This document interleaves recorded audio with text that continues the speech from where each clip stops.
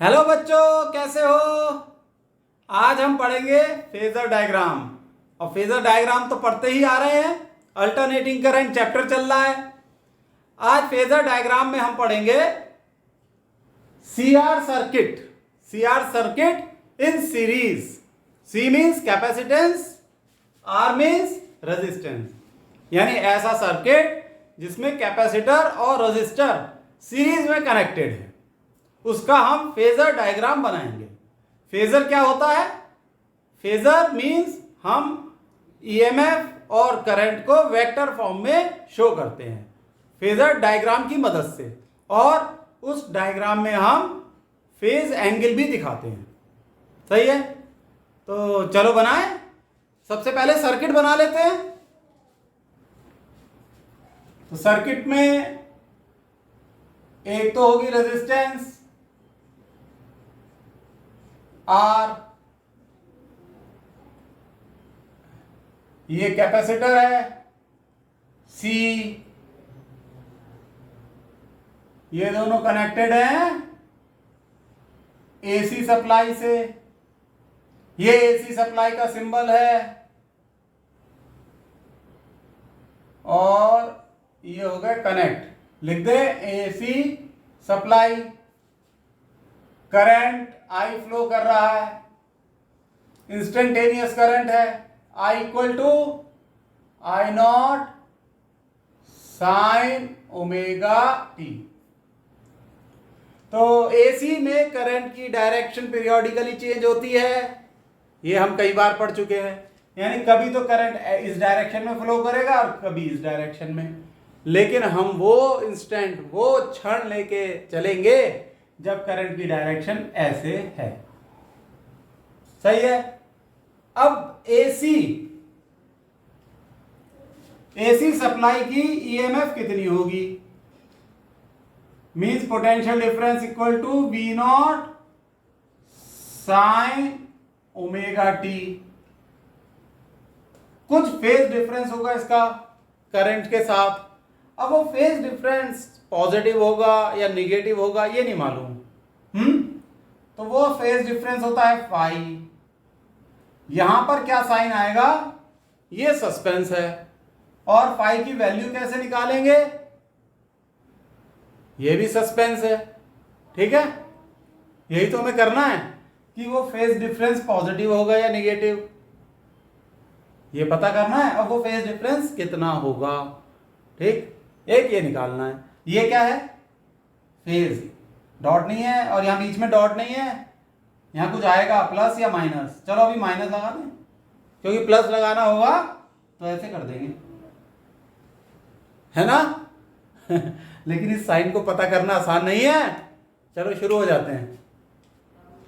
देखो इस सर्किट को। अच्छा, एक चीज और नोट कर लो, रेजिस्टेंस के अक्रॉस पोटेंशियल डिफरेंस है वी आर, और कैपेसिटर के अक्रॉस पोटेंशियल डिफरेंस है वीसी। ये भी इंस्टेंटेनियस पोटेंशियल डिफरेंस है, क्योंकि इसमें जो करंट फ्लो कर रहा है वो इंस्टेंटेनियस है, उसकी डायरेक्शन बार बार चेंज होगी, पीरियोडिकली चेंज होगी। और वी आर और वीसी की डायरेक्शन भी पीरियोडिकली चेंज होगी।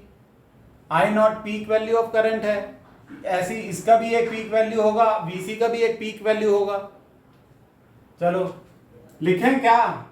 वी आर इज, क्या होता है ये? पोटेंशियल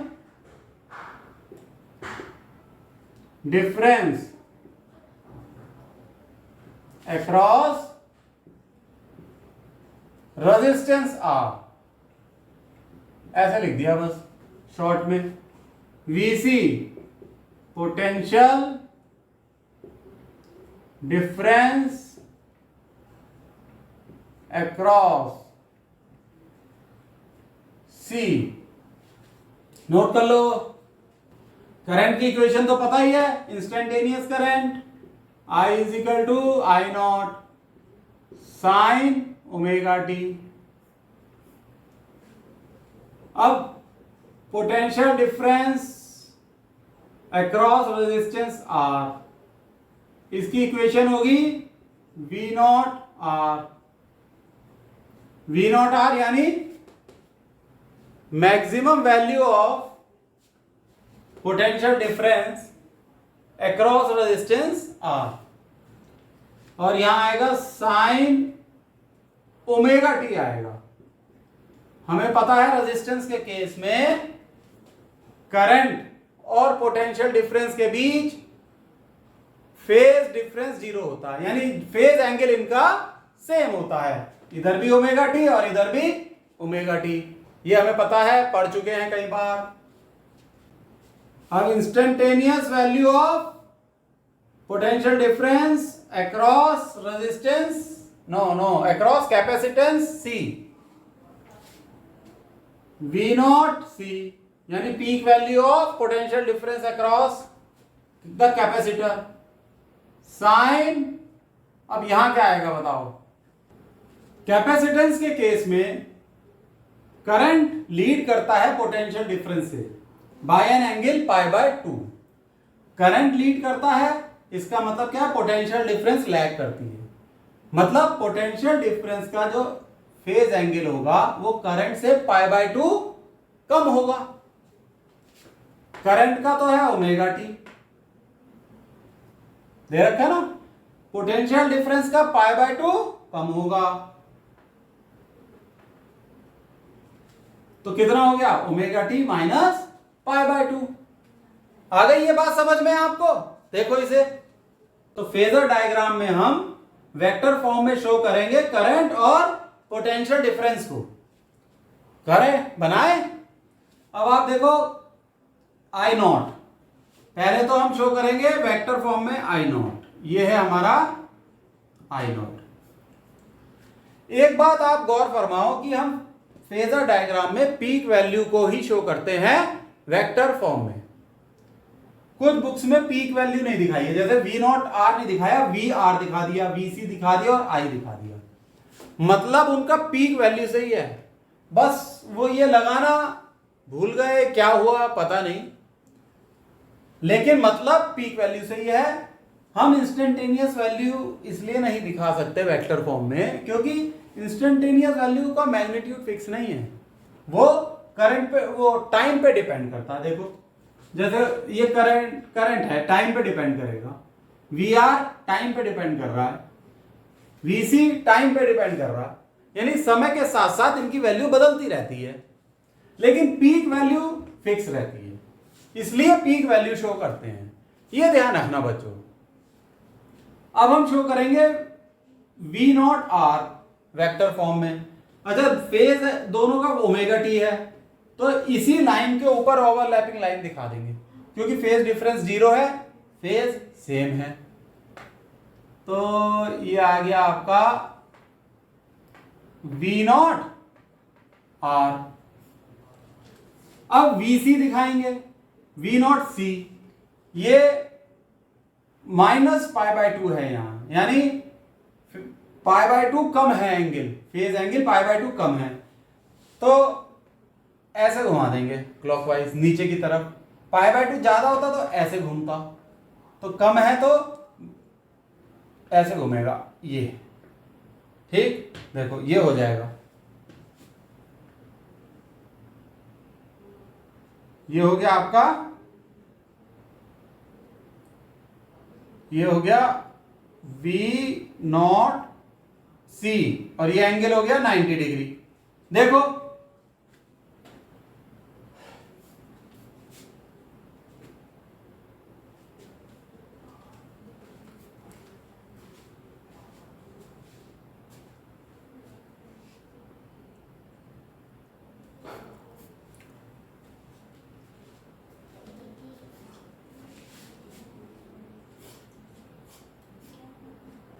अब ये रेजिस्टेंस और कैपेसिटेंस सीरीज में कनेक्टेड है, तो हमें पता है इन दोनों के अक्रॉस जो पोटेंशियल डिफरेंस है ये ऐड हो जाएगी, वही एसी सप्लाई की पोटेंशियल डिफरेंस होगी V, लेकिन ये स्केलर एडिशन नहीं होता जैसे डीसी सर्किट में होता है, यहां पर ये वेक्टर एडिशन होता है, इसलिए ये जो V है इसे हम वेक्टर एडिशन की फॉर्म में ऐसे दिखाएंगे, ये है V,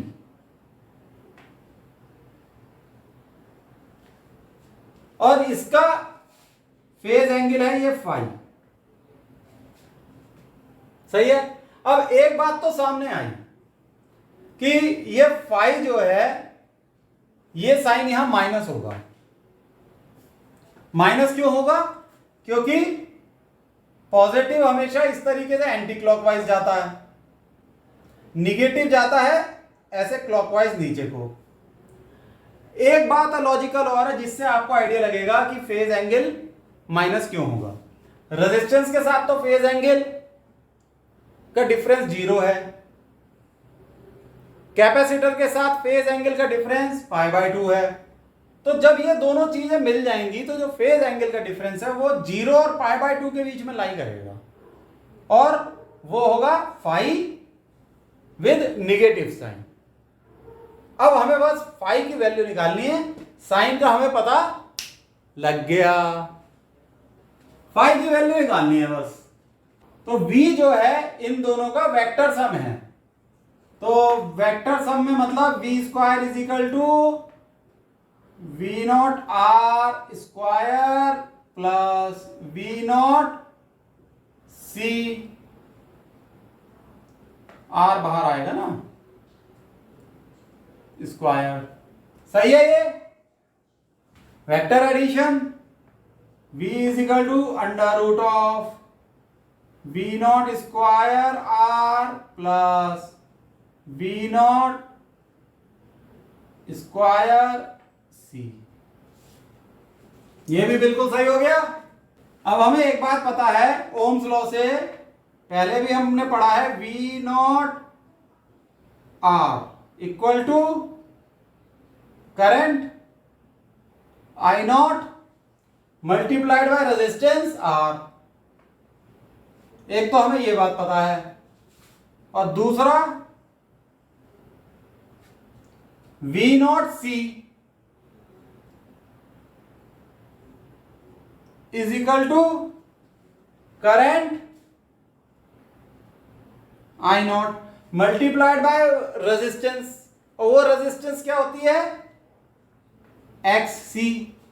सही है, ये यहां ऊपर लिख देते हैं, यहां लिख देते हैं V0 C, तो वो रेजिस्टेंस होती है XC। और XC की क्या वैल्यू होती है? यहां लिखो 1/ω/C, XC की ये वैल्यू होती है।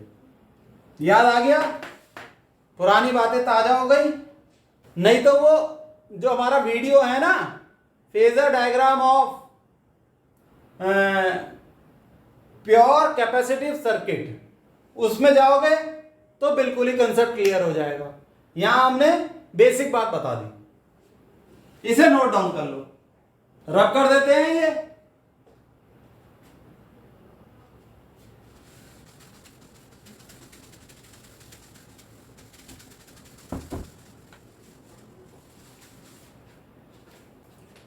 तो V0 आपका था, या V जो था under root of V0 square R plus V0 square C, ये वैल्यू रख दी। ये आएगा I0 R square plus I0 XC square. I0 square common ले लेंगे, बाहर आके हो जाएगा I0 under root R square plus XC square. ठीक, ये V0 है। अब I0 क्या होगा? ये भी हम पीक वैल्यू निकालते हैं पोटेंशियल डिफरेंस की। ये V0 upon under root R square plus XC square. तो ये जो under root R square plus XC square है, it is a type of resistance. ये एक तरीके की रेजिस्टेंस होती है और इसको हम कहते हैं इंपीडेंस। क्या कहते हैं बच्चों? इंपीडेंस। डिनोट करते हैं Z से, impedance. Z equal to under root R square plus X C square. X C की वैल्यू रख सकते हो 1/ओमेगा सी, तो Z equal to under root R square plus 1/ओमेगा सी का स्क्वायर। इंपीडेंस की वैल्यू अगर आपको निकालनी है तो रेजिस्टेंस दे रखी होगी आर, ओमेगा इस इक्वेशन से आ जाएगा करंट की इक्वेशन से, सी कैपेसिटेंस वो भी दे रखी होगी। तो ये इंपीडेंस आपकी निकल के आ जाएगी और इसकी यूनिट होगी ओम्स। यूनिट क्या है इसकी? ओम्स। रेजिस्टेंस की तरह काम करती है ना ये, इसलिए इसकी यूनिट ओम्स होती है। ये नीचे का रब कर दे रहे हैं।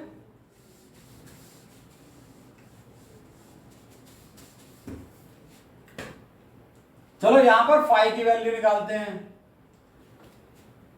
tan phi equal to V naught C upon V naught are.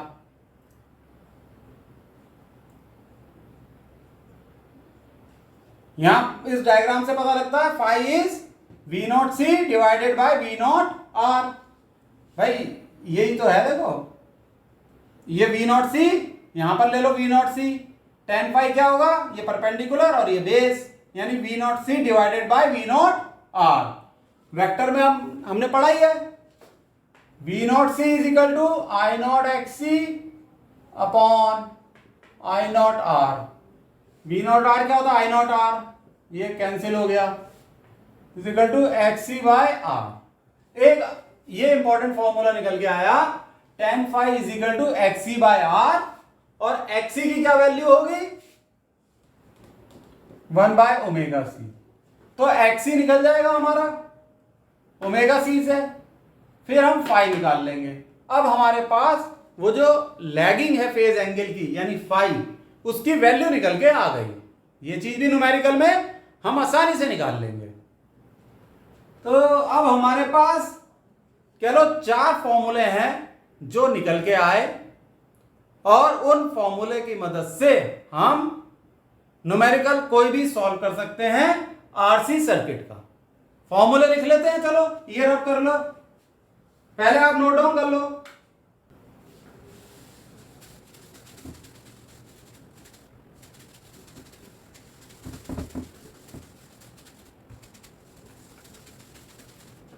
तो वो जो 4 फॉर्मूले निकल के आए, पहला I equal to I naught sine omega T, ये तो निकल के नहीं आया, ये हमें पता ही है इंस्टेंटेनियस वैल्यू ऑफ करंट है। फिर आपके पास आया V equal to V naught sine omega T minus five. ठीक, instantaneous value of potential difference या ईएमएफ, इसकी इक्वेशन निकल के आ गई। उसके बाद हमें निकालना है फाई। फाई निकल के आया, या फाई नहीं tan फाई निकल के आया। tan phi is equal to X C upon R, यहां एक्स सी होता है 1/ओमेगा-सी। इस फॉर्मूले से हम फाई निकाल लेंगे, तो इसकी इक्वेशन आ जाएगी हमारे पास। और हमारे पास आया ये impedance equal to under root X C square plus R square. हो गया, ये क्लियर हो गया बिल्कुल। इन फॉर्मूलों से हम आरसी सर्किट की प्रॉब्लम सॉल्व कर सकते हैं। अच्छा, इन 2 इक्वेशन से एक बात सामने आई, वो तो मैं भूल ही जाता। एक तो यह है कि potential difference lags current by angle phi, या current leads potential difference by angle phi. ये कंक्लूजन नोट कर लो, note potential difference lags current by phase angle phi. Lags means इतना फेज एंगल पीछे है पोटेंशियल डिफरेंस। किसी किसी book में ईएमएफ भी लिखा हुआ होगा, या ऐसे भी लिख सकते हैं, current leads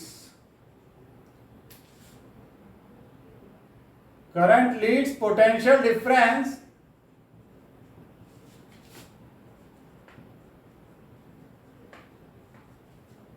by phase angle phi. Current lead कर रहा है। तो ये किस केस में हुआ? आरसी सर्किट के केस में, जिसमें एक रेजिस्टेंस और एक कैपेसिटेंस है।